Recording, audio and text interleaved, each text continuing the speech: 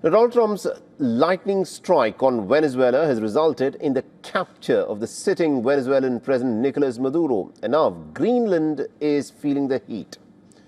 Europe is trembling. Old alliances, it appears, are shaking, and a once unbreakable military bond is facing its biggest question. From Warsaw to Copenhagen, leaders are warning that the NATO military alliance will collapse if Donald Trump tries to take over Greenland. European leaders are now rallying behind Denmark and Greenland, and they're very, very apprehensive about Donald Trump's next move. But the big question is this the beginning of the end of the NATO military alliance? Take a look.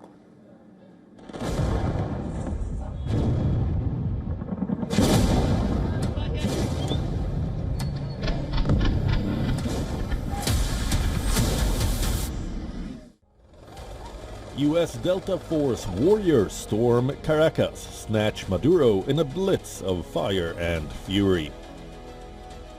The Venezuela president in handcuffs paraded through New York, a show of American might.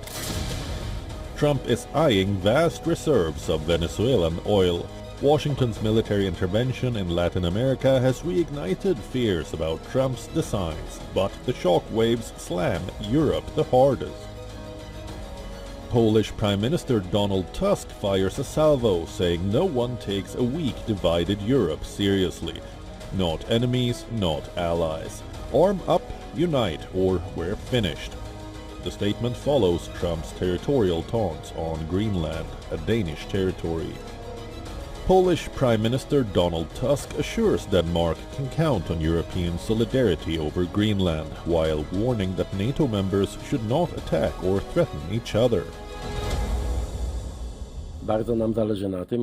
We must do everything to ensure that European-American ties, these transatlantic ties which are, after all, the foundation of NATO and our security, do not suffer in the coming days and months as a result of various announcements, decisions, or misunderstandings.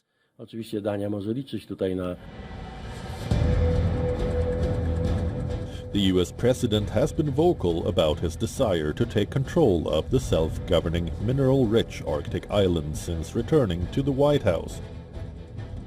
Greenland is on the shortest route for missiles between Russia and the U.S., and Washington already has a military base there. France, Britain, Germany, Italy, Poland and Spain all have backed Denmark, but beyond the assurances, the fear is real. The Danish Prime Minister says any U.S. attack on Greenland spells the end of NATO.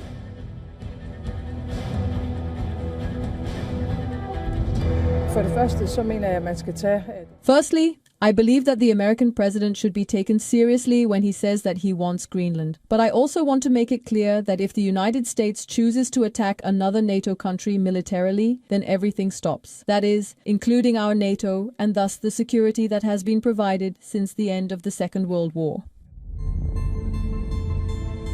One of Donald Trump's most influential aides, Stephen Miller, said nobody's going to fight the U.S. over the future of Greenland. The people of Greenland are nervous. Well, it makes me feel a little nervous. I mean, there's no need for this escalation. Greenland is part of NATO, is part of the Danish kingdom, and he has all the access he wants for the troops, so I see no need. You cannot compare this to Venezuela.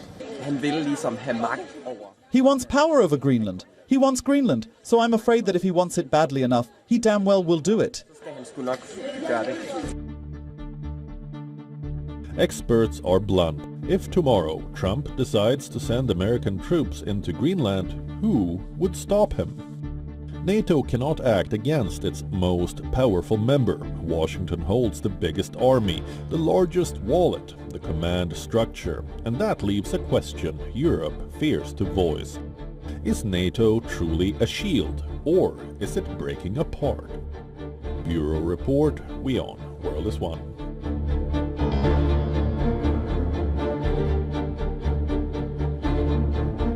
For all the latest news, download the WION app and subscribe to our YouTube channel.